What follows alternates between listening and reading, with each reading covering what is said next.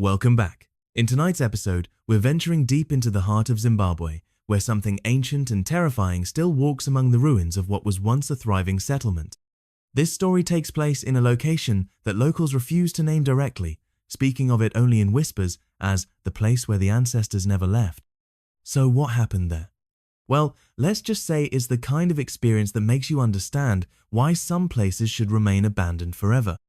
The story I'm about to tell you involves a forgotten city that was discovered by archaeologists in 2018, hidden deep in the Zimbabwean highlands. What they found there wasn't just ancient stone circles and pottery shards.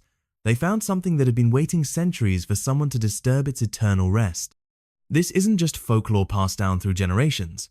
This is documented, verified, and witnessed by multiple people whose lives were forever changed by what they encountered in those ruins. The archaeological team that made the initial discovery, half of them never returned to fieldwork again. The local guides who led them there, they've since moved their entire families to different provinces, refusing to speak about what they witnessed. But before we dive into the heart of this terrifying tale, you need to understand something about African spiritual beliefs. In many African cultures, the boundary between the living and the dead isn't a wall. It's more like a thin veil that can be easily torn. And some places, some very specific locations, exist where that veil has been shredded completely. The Shona people of Zimbabwe have known about this particular site for generations. They called it Guta Rakaresaka, the lost city, but it wasn't lost because people couldn't find it. It was lost because people chose to forget it, to let the jungle reclaim it, to pretend it never existed at all. Because sometimes forgetting is the only way to survive. Tonight, we'll follow Dr. Sarah Mukamuri, a Zimbabwean archaeologist who thought she understood the ancient world. We'll walk with her team as they uncovered something that should have stayed buried. And we'll witness how the past can reach across centuries to claim those who dare to disturb its slumber. So settle in, because we're about to journey to a place where the dead don't rest, where ancient curses aren't just stories, and where the very stones themselves remember every scream that ever echoed through their halls. Let's dive in. Dr. Sarah Mukamuri had spent 15 years studying the ancient civilizations of southern Africa. She was no amateur, no weekend treasure hunter with romantic notions about lost cities.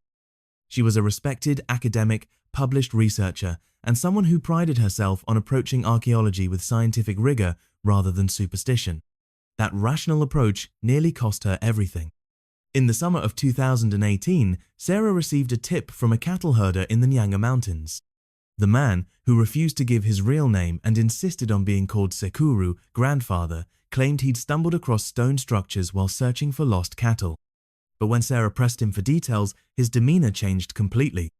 "Doctor," he said, his voice dropping to barely above a whisper, "there are places in these mountains that our grandfathers told us never to enter.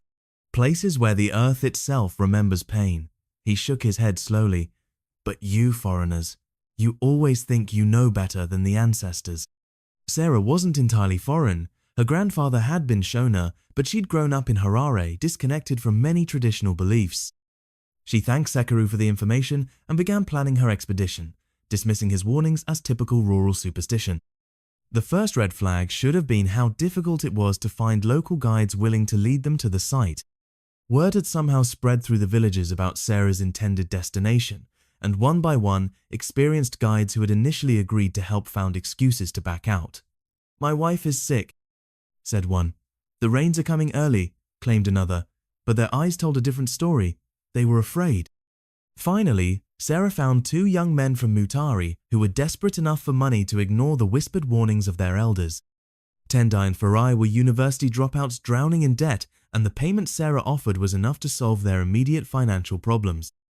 They'd never been to the specific location Sekuru had described, but they knew the general area and agreed to guide the expedition. The archaeological team consisted of Sarah, her British colleague Dr. James Morrison, two graduate students from the University of Zimbabwe, Chippo and Takudzwa, and the two local guides. They set out on a Tuesday morning in March, when the rainy season was winding down and the mountain paths would be most accessible. The journey to the site took 2 days of hiking through increasingly dense vegetation. On the first night, as they camped in a clearing, Tendai mentioned that they hadn't heard any night sounds, no insects, no birds, nothing. "It's too quiet," he said, nervously feeding sticks to their campfire. "Even the animals avoid this place." Dr. Morrison laughed it off. Probably just the altitude, he said. Thinner air, different ecosystem. But Sarah noticed that he kept the fire burning unusually high that night, and none of them slept particularly well. On the second day, they found it. The ruins emerged from the jungle like a fever dream. Massive stone walls, some still standing 15 feet high, arranged in a complex pattern that defied easy explanation. The stonework was unlike anything Sarah had seen before, not quite matching the famous Great Zimbabwe ruins, but clearly from the same general period and culture. The blocks fit together with precision that would have impressed modern engineers, all without mortar. "My God," whispered Chippo, setting down her pack, "this is incredible. How has no one documented this before?" As they began their preliminary survey, the answer to that question became increasingly clear. The local people hadn't simply lost track of this place, they had actively avoided it. Small offerings were scattered around the perimeter. Bones, coins, scraps of cloth tied to branches. These weren't ancient artifacts. Some appeared to be only weeks old. "Someone's been coming here regularly," Sarah observed, photographing a collection of bottle caps and small stones arranged in careful patterns. "These are modern ritual offerings." Farai, who had been unusually quiet since they'd arrived, finally spoke up.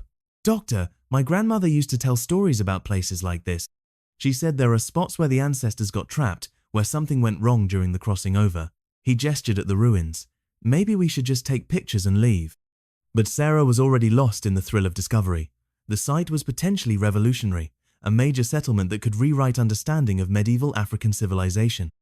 She ordered the team to begin a proper survey, establishing a grid system and beginning the careful work of documentation. That's when they found the first chamber. Hidden beneath decades of vegetation and fallen stones was an entrance to what appeared to be an underground complex. The opening was narrow, requiring them to crawl single file into the darkness below. Sarah went first, her headlamp cutting through air that tasted stale and old. The chamber beyond was breathtaking. The walls were covered in intricate carvings, not just decorative patterns, but what appeared to be pictographic writing that predated known Shona script. More disturbing were the human figures depicted in the carvings. They weren't celebrating or hunting or dancing, they were running. All of them, hundreds of carved figures, appeared to be fleeing in terror from something at the center of the chamber. And at that center, they found the bones. Not ancient weathered remains, but dozens of human skeletons that still bore scraps of clothing and metal jewelry. The bones were arranged in perfect circles, with the smallest skeletons, children, at the center. Carbon dating would later confirm what Sarah suspected immediately. These people had died relatively recently, probably within the last century. "Jesus Christ," breathed Dr. Morrison, his voice echoing strangely in the chamber. "This looks like some kind of mass sacrifice." But Sarah noticed something else, something that made her blood run cold.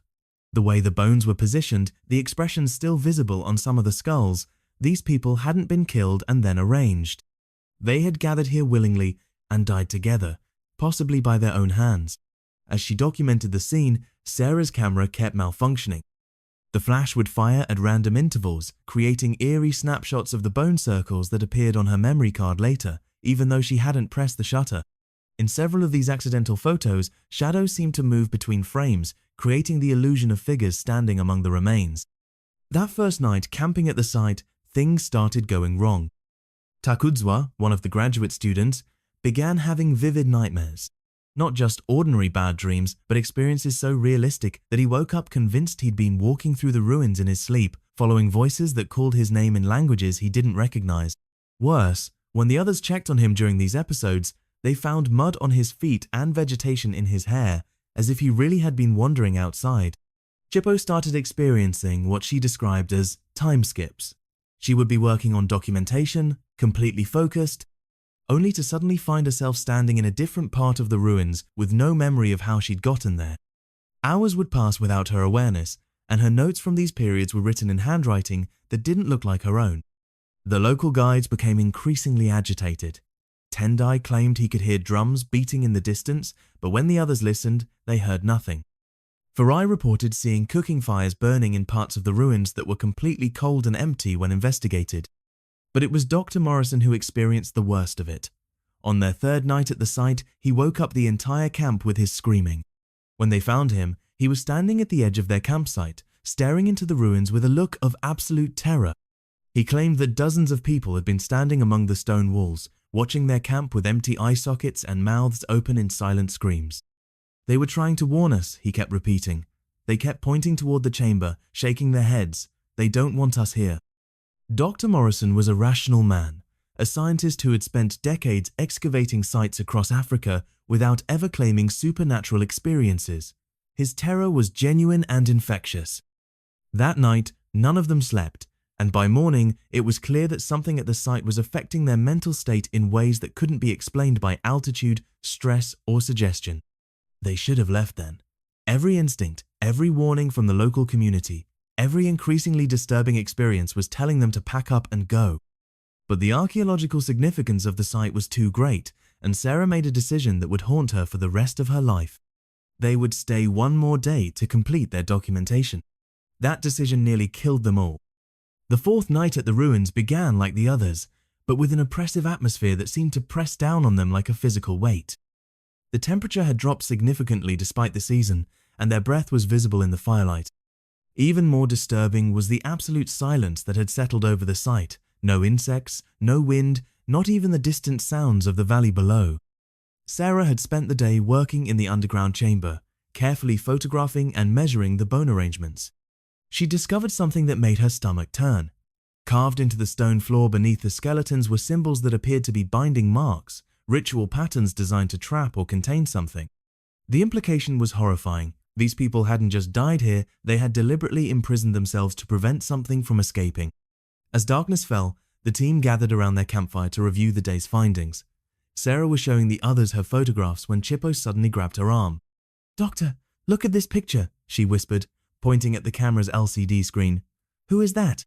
In the background of one of Sarah's photographs, clearly visible among the bone circles, was the figure of a young African woman in traditional dress. She was translucent but unmistakable, her mouth open as if screaming, her eyes fixed directly on the camera.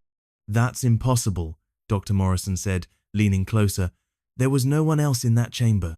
Sarah scrolled through the other photos. The figure appeared in dozens of them, sometimes alone, sometimes accompanied by others. Men, women, children, all dressed in clothing that looked centuries old, all bearing expressions of absolute terror.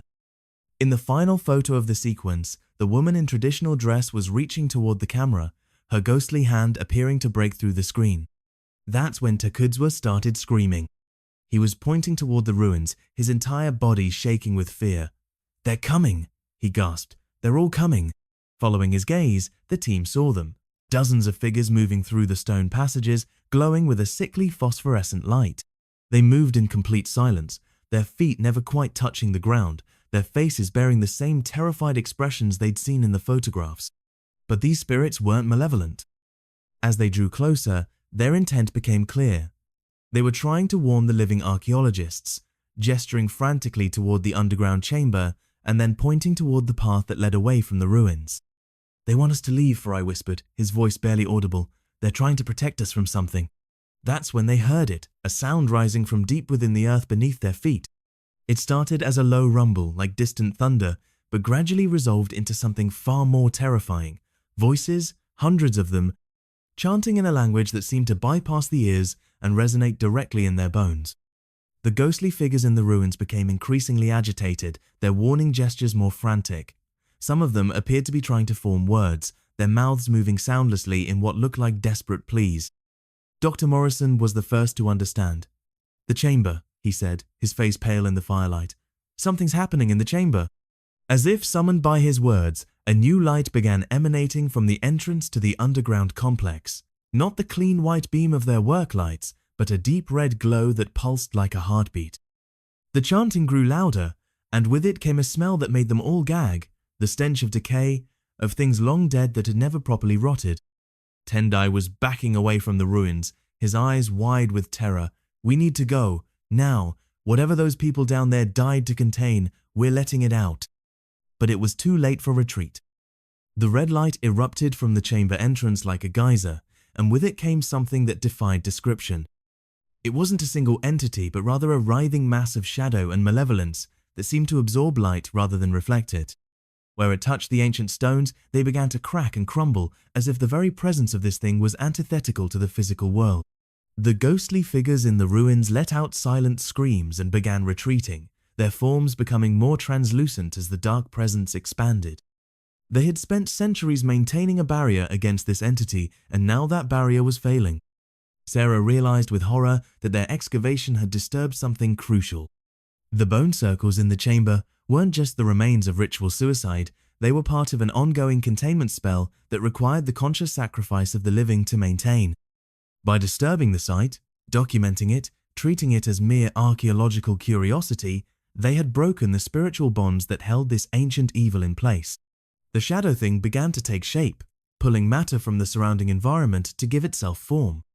It was massive, easily 20 feet tall, with appendages that seemed to shift between tentacles, claws, and grasping human hands. Most terrifying of all were its eyes, dozens of them, scattered across its surface, each one reflecting the face of someone it had consumed over the centuries. Chipo was the first to break and run. She sprinted toward the path leading away from the ruins, but the entity was faster. One of its appendages lashed out and wrapped around her ankle, dragging her back despite her desperate clawing at the ground. Her screams echoed through the mountains as the thing began to pull her toward what might have been its mouth, a gaping void lined with teeth that looked suspiciously human. That's when the ghostly figures intervened.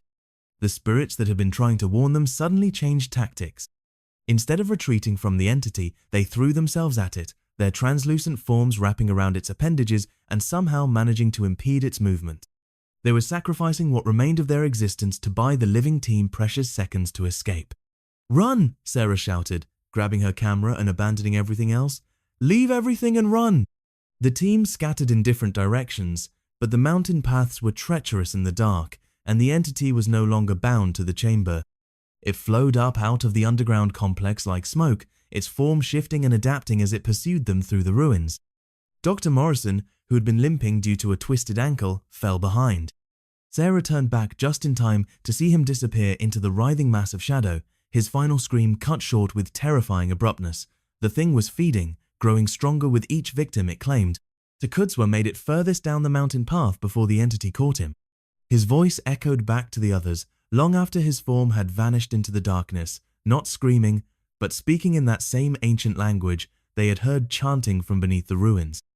The thing wasn't just killing them, it was adding their voices to its collection. Tendai and Farai, being local and knowing the mountain paths better than the others, managed to stay ahead of the pursuit, but Sarah and Chipo were struggling. The entity seemed particularly focused on them, perhaps because they had been the ones who had done the most to disturb the containment chamber. As they stumbled through the darkness, Sarah realized something that made her blood run cold. The ghostly figures weren't gone, they were still there, still trying to help, but their forms were becoming increasingly faded as they expended their remaining spiritual energy fighting the entity. Soon, there would be no barrier at all between this ancient evil and the modern world. That's when Chipo made a decision that saved them all and damned herself. She stopped running and turned back toward the ruins. "Sarah, listen to me," she said, grabbing the older woman's arm. "The binding ritual, it requires voluntary sacrifice. The spirits have been maintaining it for centuries, but they're fading. Someone living has to take their place." "No," Sarah gasped, understanding immediately what Chipo was suggesting. "There has to be another way." "There isn't," Chipo said, her voice strangely calm. "You know the stories from our culture. Some evils can only be contained, never destroyed, and the price of containment is always blood willingly given." Before Sarah could stop her, Chipo was running back toward the ruins, toward the entity that was flowing down the mountain like a tide of living darkness. Sarah heard her calling out in Shona, words that sounded like prayer and challenge combined. The entity paused, as if recognizing the nature of what was being offered. Then it began to retreat, flowing back toward the chamber, with Chipo walking calmly alongside it like a sacrifice proceeding to an altar. Sarah never saw her again. By dawn, the ruins were silent once more. The red light had faded from the chamber entrance, and the oppressive atmosphere that had hung over the site was gone.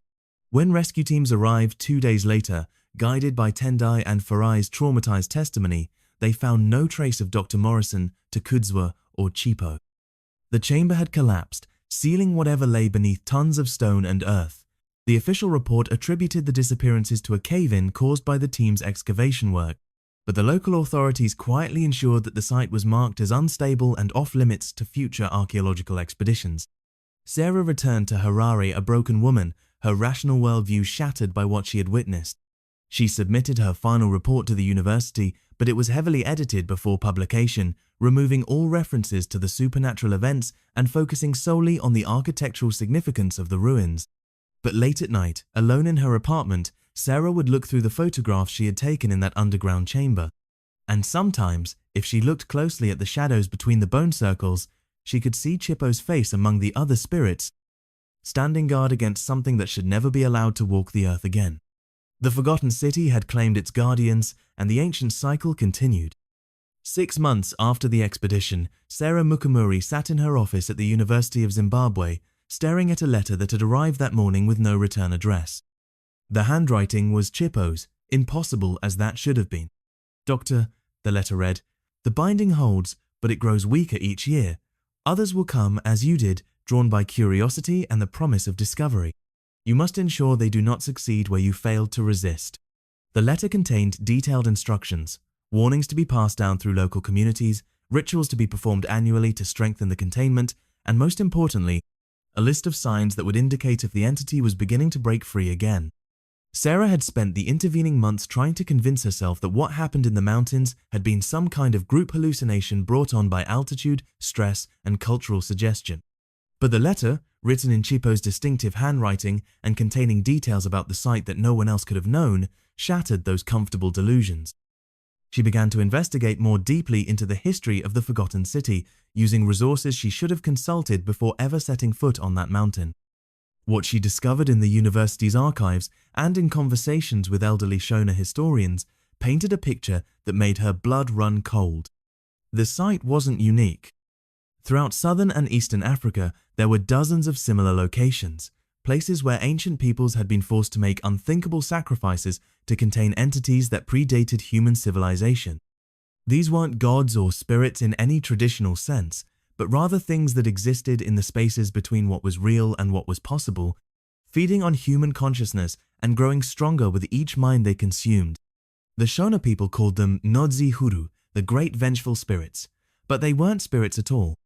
They were something older and more alien, things that had been drawn to Earth by the development of human intelligence itself. Wherever early civilizations had grown complex enough to support large populations, these entities had appeared, feeding on the collective psychic energy until entire cities had to be abandoned. The Forgotten City had been one such place. A thriving settlement that had been evacuated overnight when the entity first manifested, with the bravest members of the community remaining behind to perform the binding ritual that would trap it beneath the earth. The bone circles in the chamber weren't the remains of the original binding, they were evidence of multiple renewals of the containment over the centuries. Every generation, when the signs indicated that the binding was weakening, volunteers would descend into the chamber to reinforce the spiritual barriers with their own life force. The practice had continued well into the colonial period, which explained why some of the skeletons bore modern clothing and metal jewelry. But the coming of European influence had disrupted the traditional knowledge systems that maintained these sites. Missionaries had discouraged pagan practices, colonial administrators had forbidden access to sacred locations, and Western education had taught younger generations to dismiss their ancestors' warnings as primitive superstition. One by one, the guardian lineages had died out or abandoned their responsibilities, and one by one, the ancient containments were beginning to fail. Sarah's research revealed that similar incidents to theirs had occurred at other sites across the continent.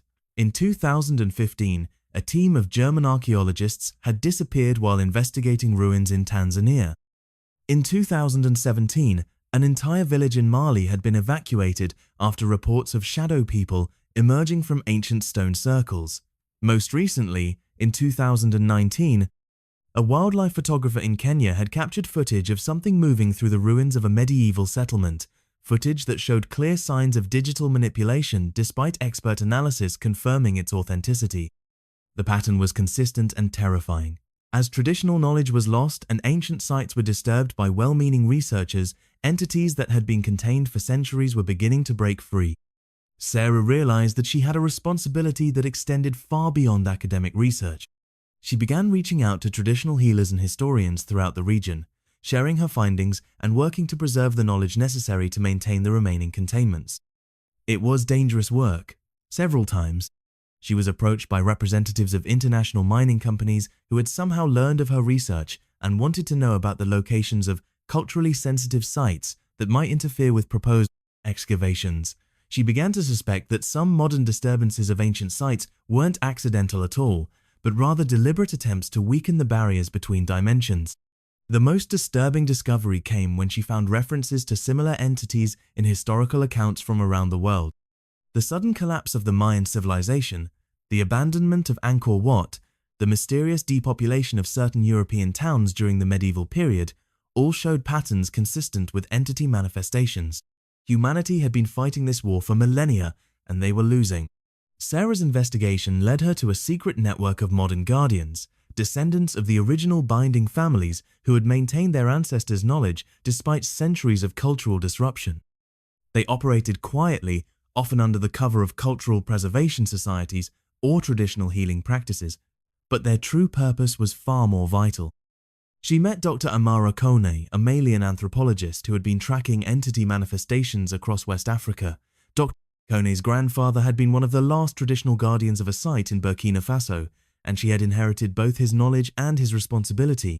The colonial powers thought they were bringing enlightenment, Dr. Kone explained during a clandestine meeting in Johannesburg.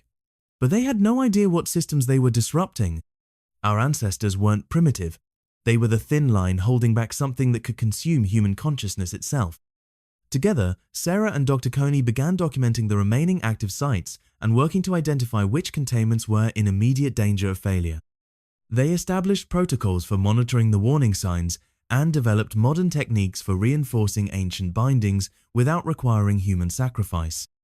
But their work was constantly hampered by the very rationalism that defined modern academic culture. Colleagues dismissed their research as anthropological curiosity. Funding agencies refused to support investigations into folklore, and government officials were reluctant to restrict access to potentially lucrative archaeological sites based on traditional superstitions. The breakthrough came when Sarah received an encrypted email from an unexpected source.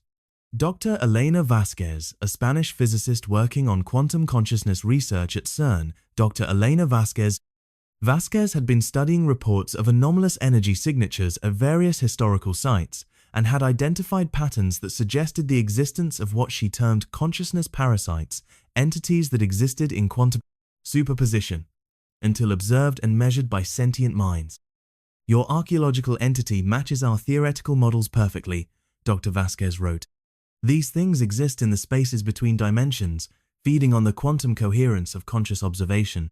Ancient peoples understood this intuitively and developed containment techniques that work by creating quantum interference patterns that prevent the entities from fully manifesting in our reality. For the first time, Sarah had scientific validation for what she had witnessed. The binding rituals weren't just spiritual practices, they were sophisticated applications of quantum mechanics that ancient peoples had discovered through experimentation and preserved through oral tradition. Armed with this new understanding, Sarah began developing hybrid approaches that combine traditional binding techniques with modern quantum technology. Working with Dr. Vasquez and a small team of physicists, she created devices that could monitor and reinforce the quantum barriers around entity containment sites. The first test was conducted at a minor site in Botswana where unusual activity had been reported. The quantum dampening field successfully prevented an entity manifestation, but the energy requirements were enormous and the equipment was too complex and expensive for widespread deployment. It was a start, but Sarah knew it wasn't enough. The entities were patient, they had waited centuries already and could wait centuries more for the right opportunity to break free. Humanity needed a more permanent solution. That solution came from an unexpected source, Chippo herself. A year after the original expedition, Sarah received another letter in Chippo's handwriting. This one contained detailed schematics for what appeared to be a hybrid technological spiritual binding system. The design combined traditional ritual patterns with quantum field generators, creating a self-sustaining containment matrix that could operate indefinitely without human sacrifice. The knowledge comes not from the living, the letter explained, but from those who have joined the Eternal Guard. We have learned much in our new existence, and we offer this gift to ensure that others need not follow our path. Sarah stared at the letter for a long time, trying to process the implications. Chippo and the other spirits weren't just maintaining the old bindings, They were actively working to develop new solutions, using their unique perspective as consciousness existing between dimensions. Working with Dr. Vasquez's team, Sarah began constructing prototype devices based on cheapo specifications. The early tests were promising, but the work was slow and expensive, requiring materials and expertise that were difficult to obtain through conventional channels. That's when Sarah made a decision that would define the rest of her career. She abandoned traditional academic publishing and began releasing her findings through encrypted networks accessed by the growing community of modern guardians. The research was too important to be delayed by peer review and institutional politics. Within 2 years, Guardian teams across Africa had successfully deployed quantum-enhanced binding systems at 17 critical sites. The technology was crude and temperamental, but it worked, providing stable containment without requiring human sacrifice for the first time in recorded history. But Sarah knew this was only the beginning. There were hundreds of sites worldwide, and many of the entities were far more powerful than the one she had encountered in Zimbabwe.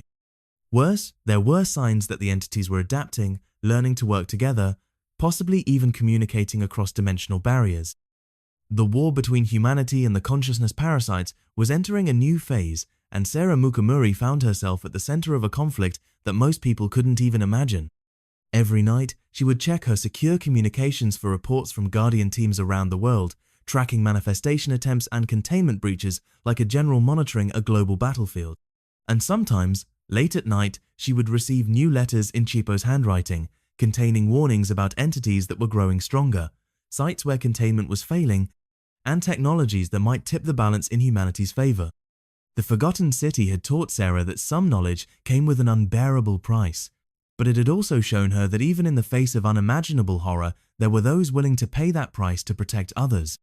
The Eternal Guard continued their watch, and Sarah continued her work, knowing that the survival of human consciousness itself might depend on their success. 5 years have passed since that terrible night in the Zimbabwean mountains, and Dr. Sarah Mukamuri has become something she never intended to be, the unofficial coordinator of humanity's defense against entities that most people don't believe exist. Her office at the University of Zimbabwe now serves as a command center for a global network of modern guardians. The walls are covered with maps marking confirmed entity sites, quantum field monitoring equipment hums quietly in the corners, and encrypted communication devices connect her to teams across 6 continents.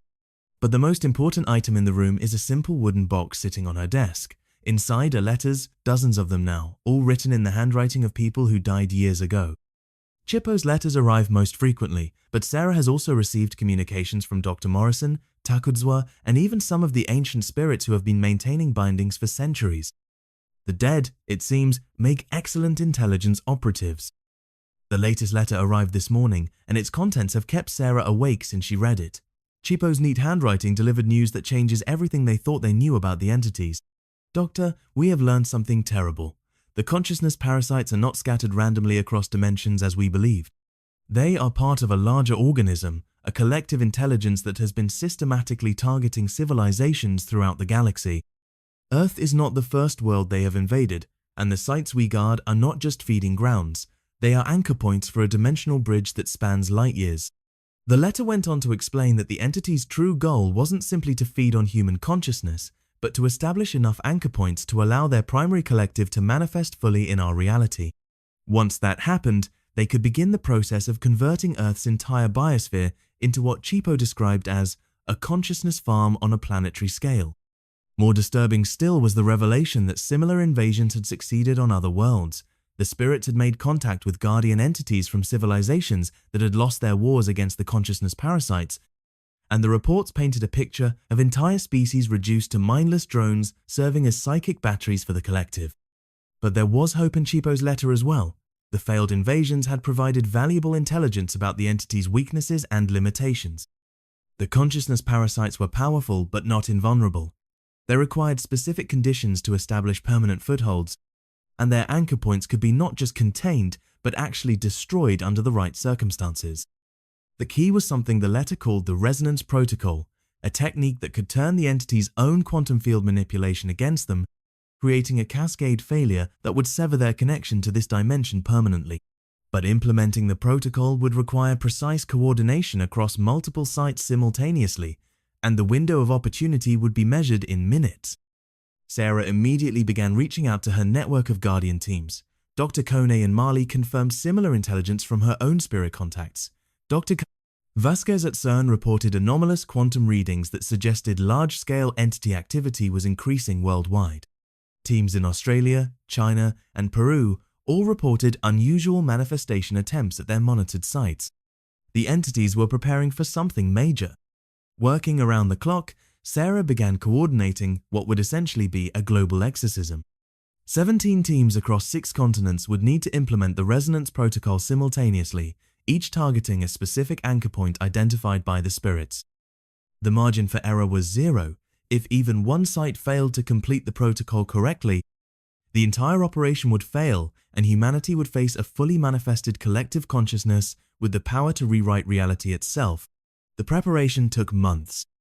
Equipment had to be smuggled across international borders, traditional guardians had to be convinced to work with quantum physicists, and precise timing had to be established despite operating across multiple time zones. Most challenging of all, the entire operation had to be conducted in absolute secrecy. If governments or corporations learned what was really happening, their interference could doom the entire plan. Sarah found herself working 18-hour days, coordinating logistics while simultaneously continuing her cover work as a conventional archaeologist. The strain was enormous, made worse by the constant awareness that failure would mean the end of human consciousness as they knew it. The spirits provided crucial support throughout the preparation phase. Chipo's letters arrived almost daily, containing detailed technical specifications and real-time intelligence about entity movements.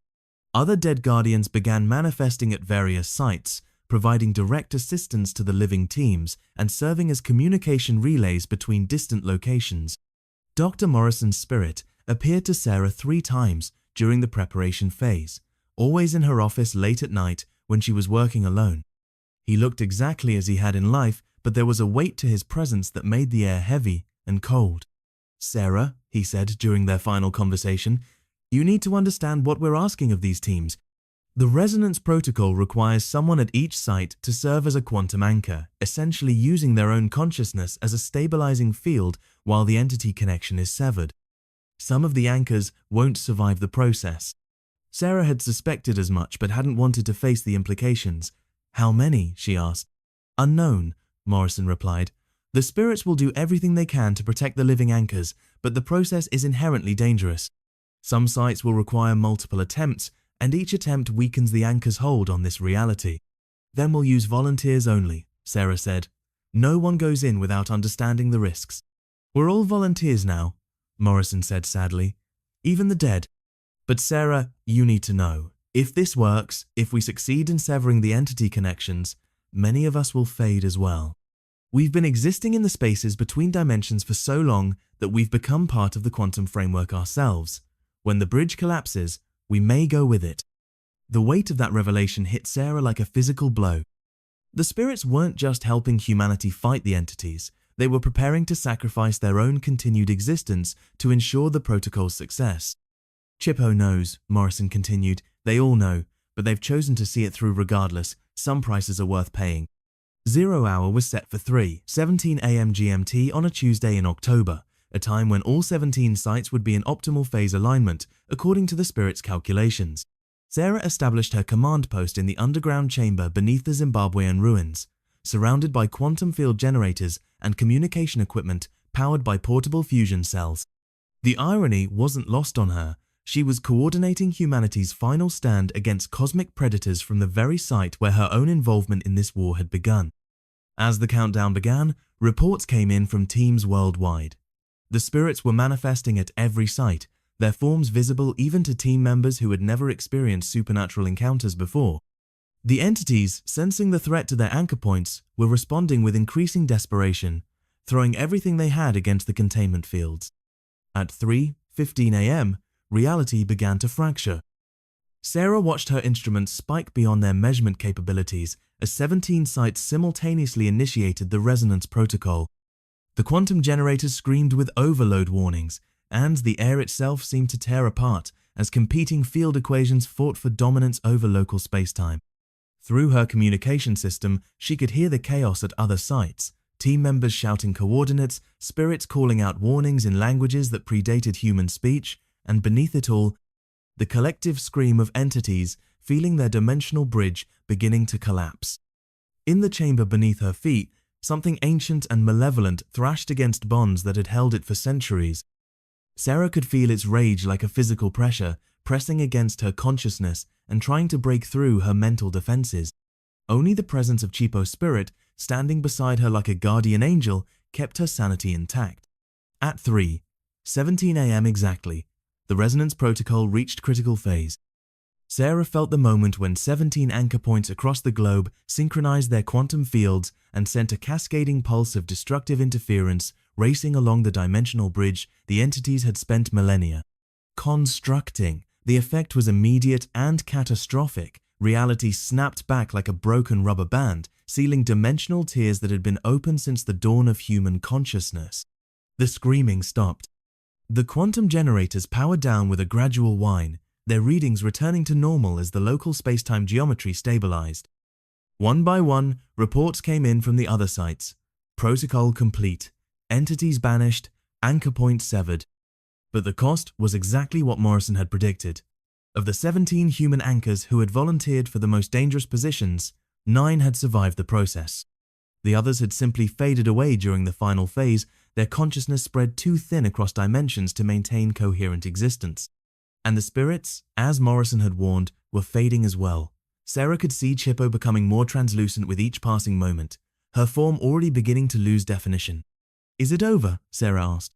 "For now," Chipo replied, her voice growing distant. "The major anchor points are severed, and it will take the collective centuries to establish new ones. But Sarah, you need to understand, this isn't a permanent victory.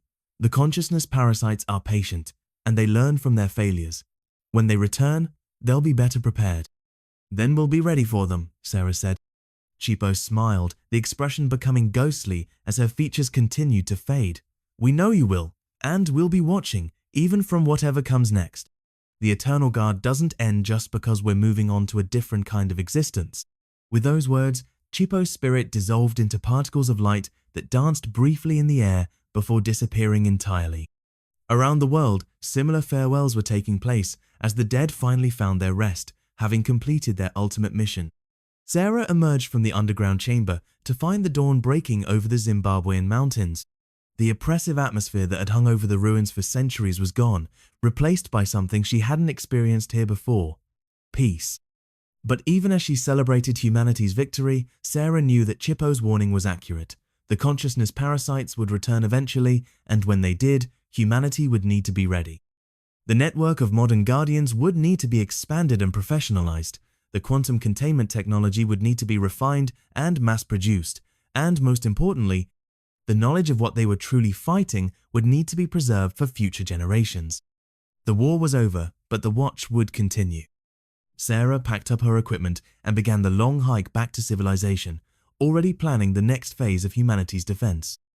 In her pocket was one final letter from Chipo, delivered just before the spirits faded.